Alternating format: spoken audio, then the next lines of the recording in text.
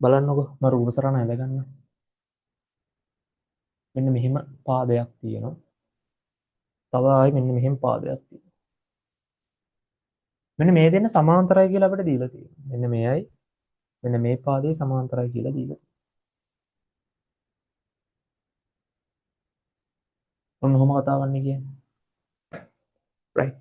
මේ පාදේ සමාන්තරයි. ඔන්න ඔහොම කතාවක් කෙල්ලේ. පුතේ මෙතන දීලා තියෙනවා එයා A කියලා. ඒ තමයි අපෙන් අහන්නේ. මෙතන දීලා තියෙන අංශක 70යි මෙතන දීලා තියෙන අංශක 45. ඔය හොඳටම දන්නවා පුතේ සමාන්තර රේඛා දෙකක් හදලා කෝණ තියෙනවා. සමාන්තර රේඛා දෙකක් හදලා කෝණ මොනවද තියෙන කෝණ?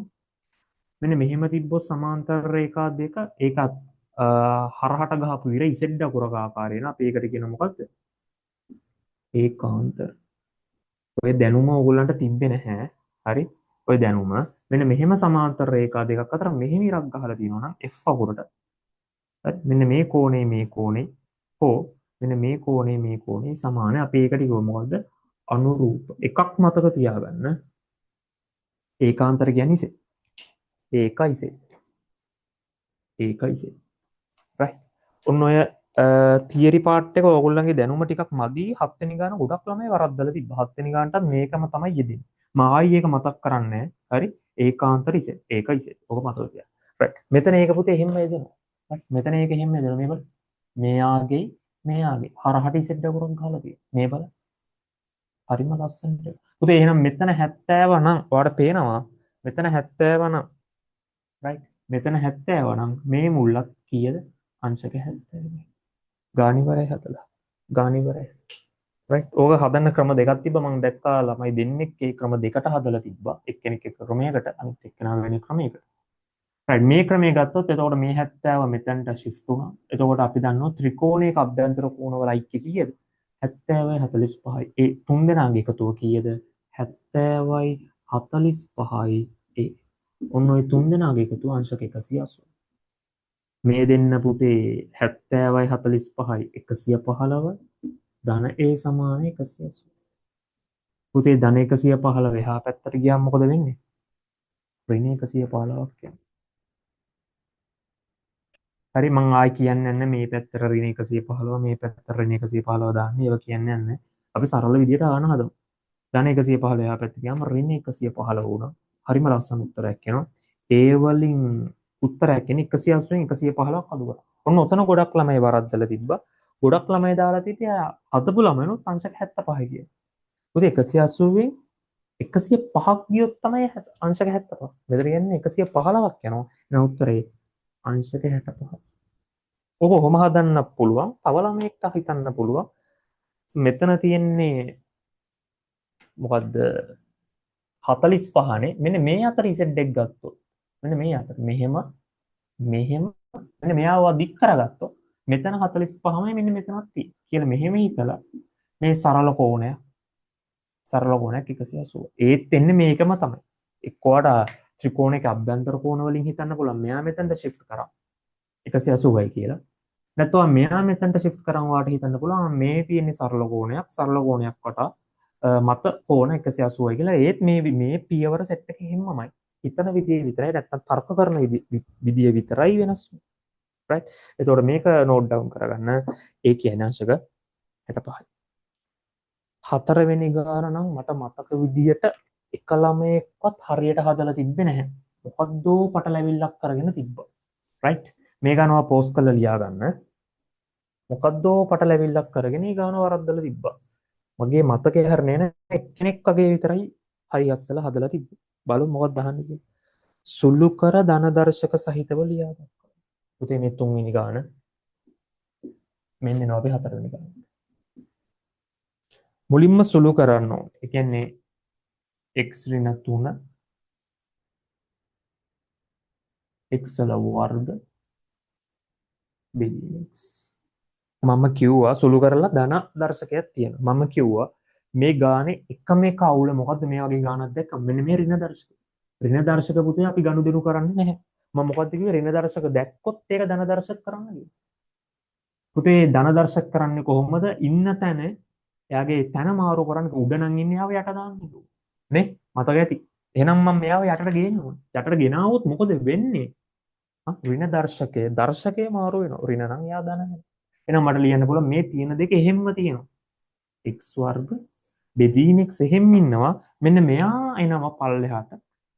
හරි මෙයා එනවා පල්ලෙහාට x වල තුන්වෙනි බලය. ධන තුන්වෙනි බලය විදියට. right දැන් ඔයාලට මේක සුළු කරන්න පුළුවන් normal විදියට. කැමති නම් ළමයෙක්ට ප්‍රසාරණය කරලා සුළු කරන්න පුළුවන්. ඒක තමන්ගේ කැමැත්ත. මේ පියවර නම් නොලිව්වට කිසිම ප්‍රශ්නයක් නැහැ.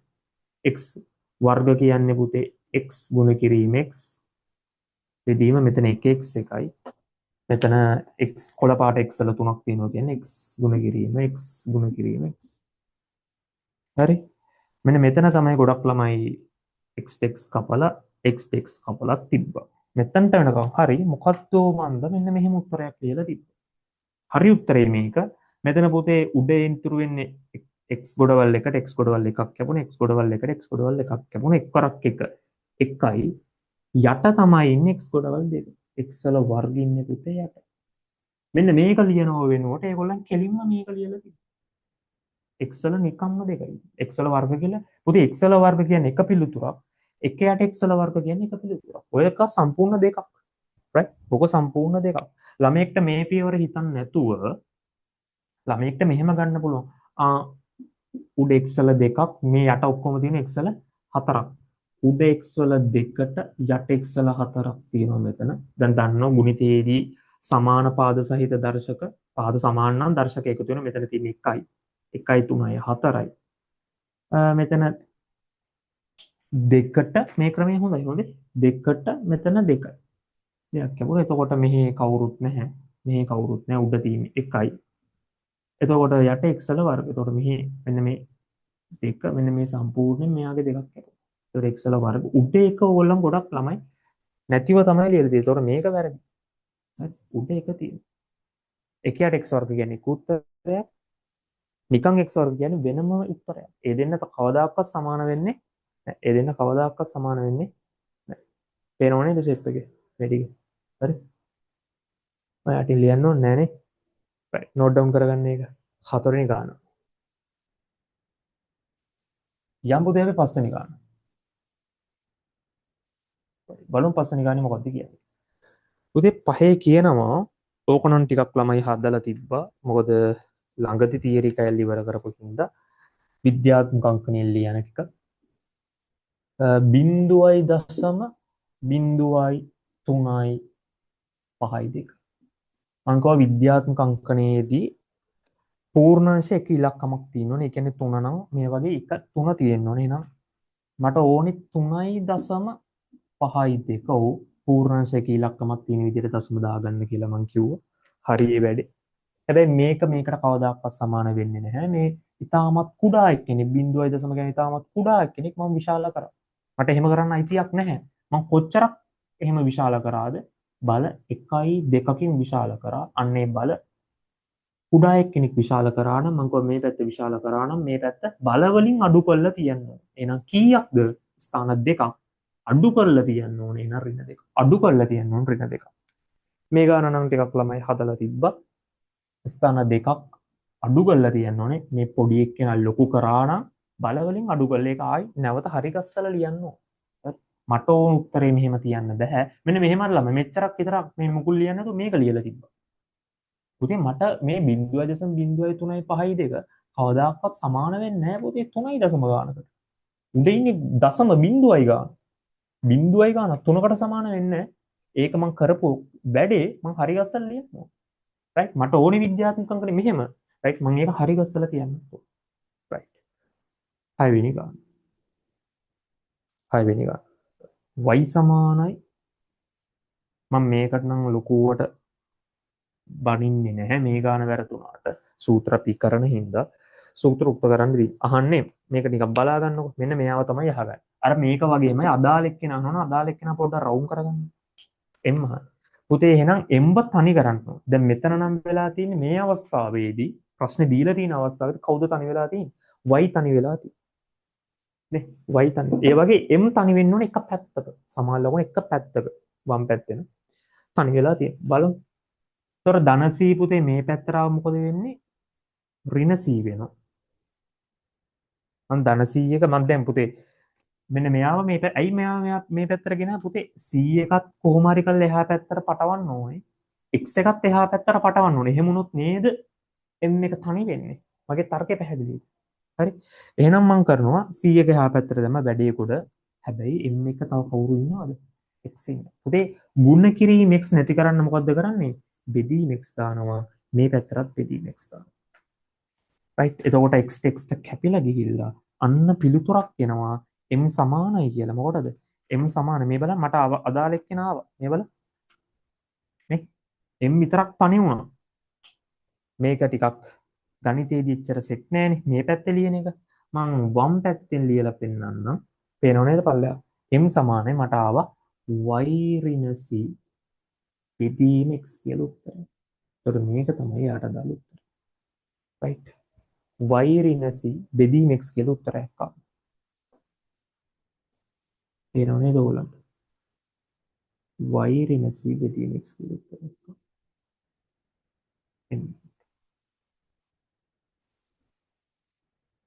right. y ඍණ c බෙදීම x. ඔය පස්වෙනි ගාන. පස්වෙනි ගාන නෙමෙයි හයවෙනි ගාන. right. බලමු හත්වෙනි ගාන නම් පුතේ වරද්දලා තිබ්බා. ඇත්තටම මට අවුල් ඒක වරද්දපු එකට. right. ඒක නම් සෑහෙන්න අවුල්. ඒ වගේ පොඩි දෙයක් කියන්නේ පුතේ ඒක නිකන් මේ ලකුණු දෙකක් හැම ප්‍රශ්නයක ලකුණු දෙකක් නේ. ඔය සමහර ළමයිගේ පේපර්ස් වලට මං හරිය දාලා ලකුණයි දීලා තියෙන්නේ. කියන්නේ උත්තරේ තිබ්බට මදි. හරි උත්තරේ තිබ්බට මදි ලකුණු දෙකට අදාළ විදිහට ලියන්න ඕන. right. ඒක හුරු කරන එක තමයි අපේ පේපර් ක්ලාස් එකේ තේරුම. right. බලාගන්න. මෙන්න මෙහෙම හත්වෙනි ප්‍රශ්නේ මෙහෙම එකක් අහනවා පුතේ. මේවා අමාරු ප්‍රශ්න නෙමෙයි. හරි. අමාරු ප්‍රශ්න තියෙනවා. මේවා ඉතාමත් ලේසි ප්‍රශ්න. හරි. ඔයාලට තීරිය මත කියනද ඔයා මේ වරද්දලා තියෙන්නේ. මේ ඉතාමත් ලේසි ප්‍රශ්න. කෙනෙක් දෙන්නෙක් වගේ තමයි මේකත් හරියට ලියලා තියෙන්නේ. මෙතන තියෙනවා B කියලා, මෙතන තියෙනවා A කියලා. මෙතන තියෙනවා C, E පුතේ D. අපි අවධානය දෙන්න ඕනේ මෙන්න මේ වලට. මෙන්න මෙයාට සමාන්තර පාද දෙකට. මගේ කළු පෑනින් අදින්න. මෙන්න මෙයයි මෙන්න මේ. දැන් ඔයාලට දැක්ක ගමන් මෙතන F අකුරක් පේනවා. ඒක මාත් පිළිගන්නවා. මෙහෙම F අකුරක් පේනවා ඔයාලට. නේ? F අකුරු පේන මේ පැත්තට පේනවා, උඩ පැත්තට පේනවා. හැබැයි අපෙන් අහන්නේ මොකද්ද? පුතේ ඒකාන්තර අහන්නේ. අනුරූප නෙමෙයි. F අකුරේ තේරුම නම දන්නේ. F කියන්නේ අනුරූප. අපෙන් අහන්නේ අනුරූප නෙමෙයිනේ පුතේ. මම ඉතින් F හැඩයට දීලා ඇහුවේ අනුරූප නෙමෙයි. ඇහුවේ ඒකාන්තර කියන්නේ මොකද? ඉසෙට් එක. ඒකාන්තර මං අහන්නේ. ප්‍රශ්නේ කියවන්න. ඒකාන්තර කෝණ යුගලක් එකයි අහන්නේ. මොකද එකයි තියෙන්නේ. හරි එකයි අහන්නේ එකයි තියෙන්නේ. කියෙව්වේ නෑ ඔයගොල්ලෝ. හරි. මෙන්න මේක විතරයි තියෙන්නේ. ඔයගොල්ලෝ හරියට බැලුවා. ඉසෙට් එක කරන්නේ. දැන් මෙහෙම ගියොත් මෙහෙම එකක් තියෙනවා.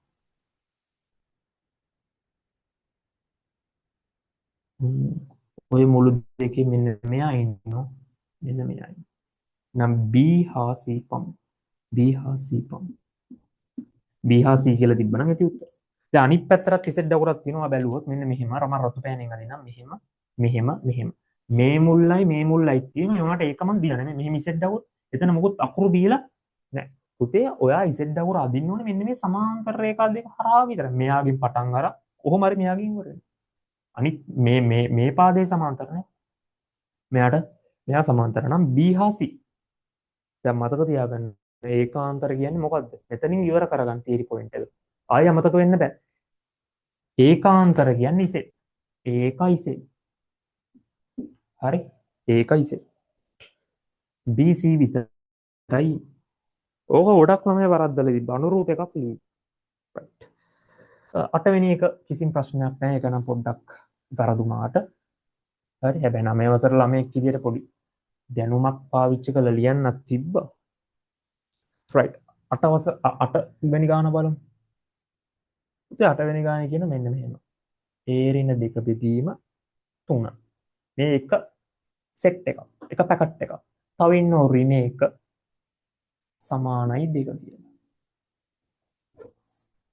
මේ ගාන හදලා ඉවර කරලා සම්පූර්ණව පොතේ හදන්න හරි රූප සරණ අඳින්න මේව මාක් කරන්න ඉසෙට් දකුර මේව ලියා ගන්න ෂෝට් නෝට් ගහ ගන්න ලියන හරි ප්‍රැක්ටිස් කරන වතාව වැඩි වෙන්න ඔයාලට පුළුවන් වෙනවා.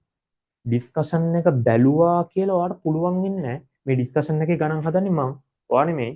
රයිට්? ඔයා මේක පෝස්ට් කරලා ආයෙ නැවත ලියන්න. ඔයාට වැරදිච්ච තැන මේක වරද්දලා තිබ්බ කොට ළමයි. රයිට්? මේක එකම අරමුණ දැන් මේ පළවෙනි පේපරේනේ. දෙවෙනි පේපරේ ඊළඟ සතියේ දැන් ඕගොල්ලන් ලිව්වනේ. මේ ඩිස්කෂන් එක මම රෙකෝඩ් කරද්දී ඕගොල්ලන් ලියලා නැහැ. මට ඕගොල්ලන් බලද්දි දැන් රචනා පේපරේ ඕගොල්ලන් ලියලා දී. හරි?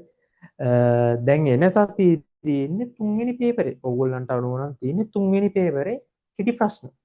කෙටි ප්‍රශ්න 20. මම පේපරේ හදලා ඉවරයි. එතකොට කෙටි ප්‍රශ්න 20ට මෙන්න මේකේ දැනුම ඕනි පුතේ. ඔයා කොහෙද වරද්ද ගත්තෝ? ආයේ කෙටි ප්‍රශ්න පත්‍රයේදී ආයේ මේව වැරදෙන්න බෑ. අන්න ඒ තැනදී ඔයා වැදගත් වෙන්න ඕනේ. ඔයා ස්පෙෂල් වෙන්න ඕනේ. ඔයා හයිලයිට් වෙන්න ඕනේ. පොයින්ට් මේකේ දුව හයිලයිට් කරගන්න. සියල්ල ඔයාට වැරදිච්ච තැන. වරද්දන්න නැතුව කරන්න ඕනේ දේවල් ඒකේ නෝට් ඩවුන් කරගන්න ඕනේ. සියල්ල නෝට් ඩවුන් කරගන්න. මේ ඉගෙන ගන්න වෙලාව රයිට්. මේ වෙලාවේ මේ සියලුම පොඩි වෙලාවනේ තියෙන්නේ. සියලුම දේවල් අත්හැරලා මේකට ෆුල් ફોකස් එක දෙන්න. රයිට්. විසඳලා අපෙන් බලාපොරොත්තු වෙන්නේ ඒ වලට උත්තරයක්. ගොඩක් ළමයි මේක විසඳලා උත්තරයක් ඒ වලට දීලා නැහැ. චුට්ටක් විසඳලා නවත්තලා දානවා. උදේ ඍණ එක නැති කරන්න මම මොකද කරන්නේ? ඒ ඍණ දෙක බෙදීම 3 ඍණ එක නැති කරන්න මම ඉතින් පොඩ්ඩක් ලියලා පෙන්නන්නම්. සමාන ලකුණේ මේ පැත්තට දානවා ධන එකක්. ඒක එහා පැත්තට දානවා ධන එකක්.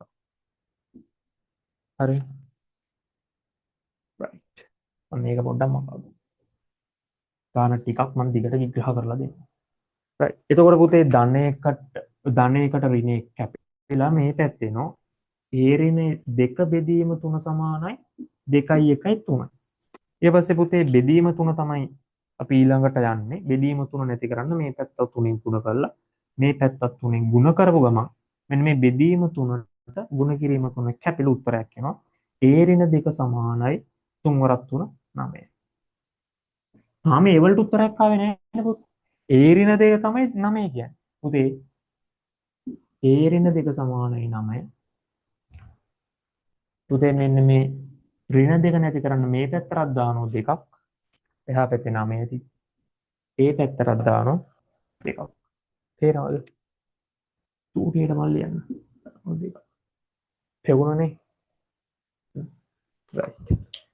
පුතේ එතකොට මෙතන ඍණ දෙකට ධන දෙක කැපිලා වලට උත්තරයක් කියනවා.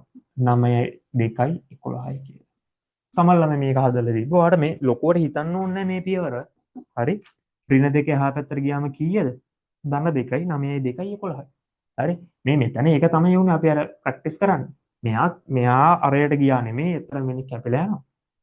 તો 9යි 2යි 11යි. ඒ සමානයි 11යි. පැහැදිලිද කතන්දරේ? අපි මේ පාඩම කරලා ඉවර නැහැ. ඒකින්ද බය වෙන්න එපා. රයිට් බය වෙන්න එපා. අපි යන්න 10 වෙනි පාඩම. 10 වෙනි ප්‍රශ්නෙට. සෝරි 8 නේ 9 වෙනි ප්‍රශ්නේ. මේක නෝට් ඩවුන් කරන්න. උදේ 9 කියනවා දී ඇති ප්‍රකාශන හරි වැරද්ද දාන්නනේ තියෙන්නේ. y සමාන mx ආකාරයේ ප්‍රස්ථාර සෑම විටම බිඳුව ලක්ෂ්‍ය හරහා යයි. ඔව්. සෑම විටම බිඳුව හරහා තමයි යන්නේ. මොකද යාට අන්තක්ඛණ්ඩයක් ධන 100ක් කෙනෙක් නැති හින්දා y සමාන mx කියන්නේ මූල ලක්ෂ්‍ය හරහා යනවා කියවනම් වඩාත් හොඳයි. ඕක ඇතුලේ වරහන් ලියන්න බිඳුව කියන්නේ මූල ලක්ෂ්‍ය. මම ඕන ඇඳලා පෙන්නන්න. මෙන්න මෙයා. ප්‍රස්ථාරයක් ගත්තොත් මෙයා x මෙයා y නේ පුතේ. බිඳුව කියන්නේ x වලත් බිඳුවයි y වලත් බිඳුවයි. මූල ලක්ෂ්‍ය. මෙන්න මෙයා හරහා යන්න පුළුවන්. ඔහොම. හරි. ඔහොම. බිඳු මෙතන හරහා යනවා. මූල ලක්ෂ්‍ය y සමාන mx ධන c නම් එහෙම තමයි යන්නේ. mx ධන c නෑ මේක නම් හරි. මෙහෙම තමයි යන්නේ. ධන c එකක් આવොත් ඔක පොඩ්ඩක් කතන්දරේ වෙනස් වෙනවා අපි ඒව පස්සේ වෙලාවක බලමු. තීරි පාර්ට් එකට. පුතේ රෝමිලක්කම් දෙකේ එතකොට ඒක වැරදි උත්තරේ. ඒකට සෑම විටම ලක්ෂ්‍ය හරහා යයි. ඔව් එකට උත්තරේ හරි. එකට හරි දාලා තියෙනවා නම් හරි. රෝමිලක්කම් දෙක. රෝමිලක්කම් දෙකේ කියනවා අර යාර්ලු පරිධිය c නම් ඔව් c වලට c සමාන ඔයගොල්ලෝ අහලත් 2πr තමයි උත්තරේ. හරි. 2πr තමයි. එතකොට මේක නෙමෙයි තියෙන්නේ. එහෙනම් මේකට දාලා උත්තරේ වැරදි වෙනවා. රෝමිලක්කම් තුන ඕකෝගොල්ලන් දන්නවා වර්ගමූල 36 ගහන්න නම් මුලින්ම කැල්ලක ඔන් කරන්න ඕන. ඔන් කරලා 36 ගහලා නෙමෙයි පුතේ වර්ගමූලය ගහන්නේ. මට ඒක තමයි ඔයගෙන් බලාපොරොත්තු වෙන්නේ. ඔන් කරලා වර්ගමූලය ගහලා තමයි 3යි 6යි ඔබයි. හරි ඊට පස්සේ සමාන ලකුණක් ලැබුව ගමන් 6 උත්තරේ එනවා. වර්ගමූලය ඇතුලේ නේ පුතේ ඉලක්කම් සෙට් එක තියෙන්නේ. එහෙනම් වර්ගමූලය ගහලා තමයි ඉලක්කම් සෙට් එක ගහන්නේ. නැතු ඉලක්කම් සෙට් එක ගහලා වර්ගමූලය ගහනවා. නෙමෙයි එහෙනම් ඔය දීලා තියෙන එක හරි. එහෙනම් මෙතනට එන්නේ හරි. හරි වැරදි හරි තමයි පිළිවෙල. ඕකට සාමාන්‍ය ලකුණු දෙන්නේ පුතේ. මම දෙන්න තීරණය කරේ එකක් හෝ දෙකක් හරිනම් ලකුණු එකයි දුන්නේ. තුනම හරිනම් විතරයි ලකුණු දෙකක දීලා ඇත්තේ. එකක් හරි දෙකක් හරි හරිනම් ලකුණු එකයි. right. අපි යමු ඊළඟ ගානට. 10 වෙනි ගාන. ඉතාමත් ලේසි ගාන. සාමාන්‍ය දෙනුමින් හදන්න පුළුවන්. පරිප්පු කිලෝ 3ක මිල 660යි නම් පරිප්පු කිලෝ 8ක මිල. ඕක ඒකක ක්‍රමේ වීජීය ක්‍රමයෙන් අනුපාත ක්‍රම එක එක ක්‍රම වලට ගිහුවා කැමති ක්‍රමයක හදන්න. සමානුපාතේ කැමති විදිහකට පාවිච්චි කරලා වීජීය ක්‍රමයෙන් හරි කොහොම හරි කමක්. ඔයාලට හොයාගන්න පුළුවන් පරිප්පු කිලෝ 3ක මිල යා දීලා තියෙනවා කීයයි කියලාද? 660යි. එකක මිල හොයලා යන්න පුළුවන්. ඒතර 663න් බෙදන්න ඕනේ. හරි. 663න් බෙදන්න ඕනේ. එතකොට එන්නේ කිලෝ එකක මිල 8ක මිල ආනවා නම් මේ ගුණ කරනවා 8. ඔහොම කෙලින්ම ලියලා උත්තරේ හොයන්න පුළුවන්. කිසිම ප්‍රශ්නයක් නැහැ.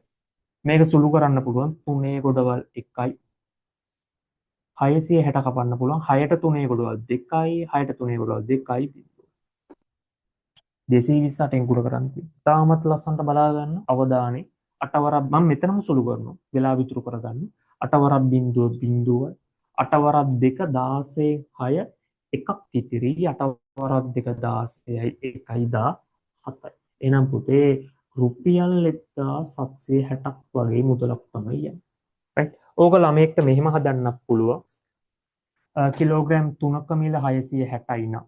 ඕගලන්ට පේනව නේද? right. කිලෝග්‍රෑම් 3ක මිල තමයි 660යි කියලා දීලා තියෙන්නේ. පුතේ කිලෝග්‍රෑම් 8ක මිල මම දන්නේ නැහැ. දන්නේ නැති එකට x කියලා දාගන්න. කිසිම ප්‍රශ්නයක් නැහැ. මේ ගාන කලින් ගාන මෙතඩ් එක හදලා ඉවරයි. මම මේ තව මෙතඩ් එකක් ඕගොල්ලන්ට කියන්නේ.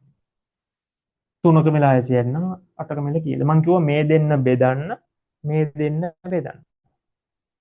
එතකොට මේ දෙන්න බෙදුවොත් වෙනකොට x බෙදීම 660 සමානයි මේ දෙන්න බෙදුවොත් වෙන 8 බෙදීම 3. පස්සේ මේ 660 විතරයි එකම එක ප්‍රශ්නෙට තියෙන්නේ බෙදීම 660 හරස් කුඩේ තියෙන. මෙහෙට දාපු ගමන් ඔයාලට මොකක්ද දෙන්නේ? අන්න උත්තරයක් එනවා. මේ 660 එහා පැත්තට දාපු ගමන් x සමානයි මේ පැත්තට දාන්න. 8 උඩට දාන්න. 8 ගුණ කිරීම 660 බෙදීම 3. ඊට පස්සේ මේ ගානමනේ 8 ගුණ කිරීම 660 බෙදීම. ඊට පස්සේ සුළු කිරීම ඔය වගේම තමයි. 660යි 3යි කපන්න පුතේ. 3 ගොඩවල් වලින් එන උත්තරය 8යි.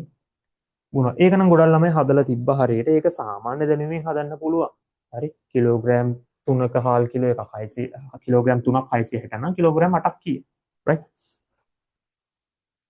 right. මේකට නෝට් ඩවුන් කරගන්න කෝකට හරි ඇති දාගන්න මේ ක්‍රම දෙකම දාගන්න නීට් එකට. හරි ඇති ඔයගොල්ලෝ හදලා ආයි හදා. right. ප්‍රශ්න 20ම ඔයා හදලා තියෙන්න ඕනේ පොතේ. හරි. ඔයාගේ හරි ප්‍රශ්න ඒව බෑ. හරි ප්‍රශ්න ඕනේ හදන්න එහෙම බෑ. හරි. කිසිම දෙයක් මොකද ඔයා දැන් මේ පේපරේ හැදුවේ දැන් සතියකට කලින්නේ. හරි. දැන් අලුත් විදියට අලුත් ගණන් විදියට හදන්න. right. හදන පාර ඕවල වැදගත්. මේ ගාන ගොඩක් ළමයි හදලා තිබ්බා. වැරද්දක් නැතුව. මෙතන අංශක 90යි කියලා දීලා තියෙනවා පුතේ. මේ අපි කතා කරන්නේ 11 වෙනි ගාන. මෙතන අංශක 50යි කියලා දීලා තිබ්බා. මෙතන අංශක 50 නම් මෙතනත් අංශක 50. ඒකේ කතා දෙයක් නැහැ. ඇයි ප්‍රතිමුඛ 8 වසර හරි මේව දැන් වරදින්න බෑ. මෙතන යා දීලා තිබ්බ A කියලා. මෙතන 50 නම් මෙතන 50යි ප්‍රතිමුඛ. දැන් පුතේ ත්‍රිකෝණයේ මුළු මෙයා දන්න අංශක 90යි. දැන් දැනගන්න ඕනේ මේවා ඍජු මුල්ලක්. ඍජු කෝණයක්. 90යි 50යි මෙයා විතරයි එකම නොදන්න පදේ එනවාට හොයන්න පුළුවන්. A ධන 90 ධන 50. මේවා නම් පුතේ මේ 8 වසර. 8 වසර ළමයට පේපර් එකට දැම්මත් හදලා. මේවා හදලා තිබ්බ ඕගොල්ලෝ 90යි 50ක තෝරාම 140 ධන 1 ඉන්නවා. මේ පියවර වැදගත්. හරි. ධන 140 පැත්තට ගියාම ඔය ලස්සන උත්තරයක් එනවා. ඔය 180න් අඩු වෙලා 40යි කියලා. ඒ සමානයි අංශක 40යි කියලා. හරි. රූප සටහනින් මාක් කරන්න. මෙයා මෙතන සමහර ළමයි ප්‍රතිමුඛ කියලා මෙතන ලියලා තිබ්බ. ඉතාමත් හොඳයි. ඒකන ලොකුවට බලාපොරොත්තු වෙන්නේ. මෙතන ත්‍රිකෝණයක අභ්‍යන්තර කෝණවල ඓක්‍යමය දැම්මේ. ක්‍රමයන් බලාපොරොත්තු වෙන්නේ නැහැ. නමුත් මේක නෝට් ඩවුන් කරලා තියෙන එක මෙතන රූප සරණේ මාක් කල් තියන්න 50 ඊට පස්සේ නෝමල් විදියට ගාන හදන්න. රයිට්. අපි ඉතුරු ගණන් ටික අපි පාර්ට් 2 එකකින් හම්බෙමු. රයිට්. මේක බලලා ඉවර කරගෙන නෝට් ඩවුන් කරගෙන අපි ඉතුරු ගණන් සෙට් එක පාර්ට් 2 එකකින් හම්බෙමු. ගණන් ටිකයි නේ තියෙන්නේ. රයිට්. මේ ටික දාගන්න පුතේ.